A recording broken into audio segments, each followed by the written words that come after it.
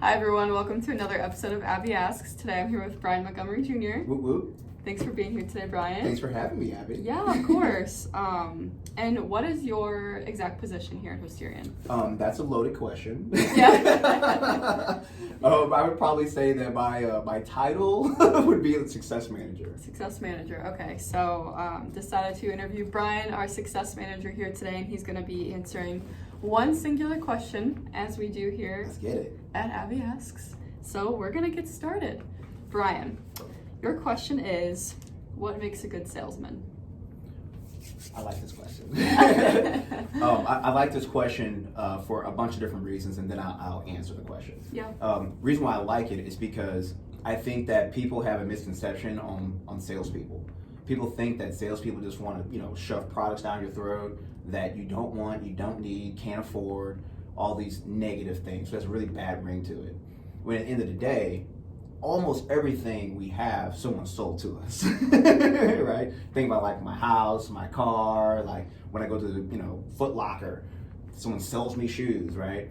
When I go to the gym, someone's selling me PT, and I want to do PT because I want to get, better at fitness. Mm-hmm. So people have a really negative connotation on what a salesperson actually is, which I think is the first problem. So what I think a salesperson is a salesperson is really just a person to help you. It's a helper. They're like a guide, right? And the point of what makes a good salesperson is to figure out what you need and what you want, right? And their job is to say, I either have that or I don't. And I think that more times than not, majority of salespeople, they don't even care. They just want their commission. So like, yeah, you totally need this. Right, exactly. And you need that too. Yeah. Right? And you gotta have this, you have that. Yeah. You gotta have this. Oh, you can't leave without that, right? So people get that nasty taste in their mouth. But Yeah. as long as that salesman can focus on uncovering what the actual needs for that person, Mm-hmm. and if they have the product that addresses that need and does it well, that's a good salesman. Yeah, absolutely. So what challenges have you come across in your sales experience? I know you've spent more than 10 years in the sales industry, so Yes.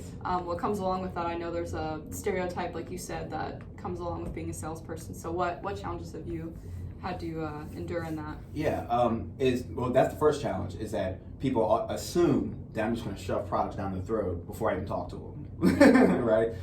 So they come in with their guard up. Yeah, right? exactly. So it's like, all right, I'm ready to fight. So sometimes it takes some time to kind of get their guard down and say, let's just have a conversation, and then the next thing would be that once we get that part out, we got to get them to tell me the truth. Because if you don't tell me the accurate information, there's no way I can guide you to the right product. And for some reason, people have a fear, well, not some reason, because people, the most salespeople just shove products down, they're scared to tell them the truth. Yeah. Right? So you think about it, you go to the doctor, the doctor information is not accurate, he can't prescribe you the right medication. Mm-hmm. And that's how I look at my sales experience. I'm like, I am the sales doctor in whatever field that I'm in, and I want to prescribe you the one just for you and your situation. So you gotta give me information, and correct information at that. So that's a little bit of a challenge. And I'd probably say the next thing is just making sure that I can effectively communicate that. Mm-hmm. Communication is a big part of it, because words matter. All words matter, and use them in the right tone and dialect, and your body language, your facial expressions. Just even having my body language towards you, right? It's different than if I were just, talking like this. I would be much more closed off. So Right. being mindful of the non-verbal communication part of it and the actual verbal part of the communication, so we can have an open conversation that feels inviting and welcoming. And if you can overcome those challenges, it makes the sales process so much easier. Oh, absolutely. So much easier. Yeah. What advice would you give to starting salespeople, like people who are just getting into their position or haven't had much experience with it? So what kind of experience would you give my them? advice would be to learn the product that you have and learn who it works good for, so you know who it does not work good for. And after you have your process down and you have a sales process or whatnot, do not change that process for anybody. And I mean that is there are some sales you're going to have to walk away from. and get comfortable walking away from that sale and losing that potential commission. I've had a lot of conversations from people where, especially in insurance, where I was just like, listen, I don't do business that way. Like, you can't make me do it that way. Yeah. Right? So if you want an insurance agent just gonna, slap some stuff at you and not really care if it fits for you and it's affordable and gives you what you want and need, I'm not your guy. But if you want to go through my process with me, I will help make sure that I either have the product you need, or I'll let you know that, and if I don't, I'll let you know that too. But I won't know unless I ask questions first. Right. So which agent do you want? Right? Yeah. That's how I talk to them. Yeah. And that's what I'm now like redoing, getting my confidence back in what the new products that we're selling here at Hosterian, to have that same conversation. Like, this is what it's going to take. Right, so do you want an IT guy that's not going to care to slap stuff out so they get paid, or do you want an IT guy that's going to solve your problem? Yeah.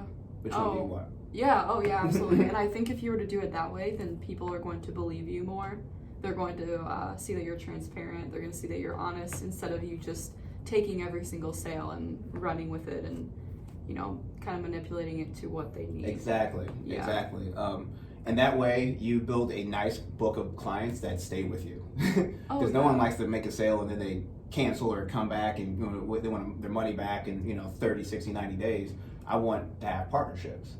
And with what I'm selling here, it's absolutely a partnership. It's not like a one-off kind of thing. This is something I'm going to be a major part of your business going forward.